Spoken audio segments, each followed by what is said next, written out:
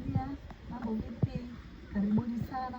Utalii sio kwa wazungu tu, bei sawa na bure. Tusiishie tu kuangalia kwenye Tanzania Safari Channel. Usisite kuchagua kampuni pendwa kabisa ambayo haijawahi kutuangusha na haitokuja kuwahi kutuangusha. Inaitwa Amsha Popo Safari. Hapa tupo tunaangalia simba, grupu la simba, dume na jike.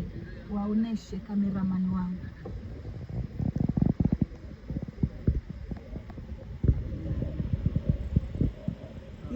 Unangoja nini? Bei sawa na bure. Tunawapenda na tunasubiri simu zenu. Simu moja tu, masaa 24 tunapatikana. Karibuni sana, muenjoy na sisi.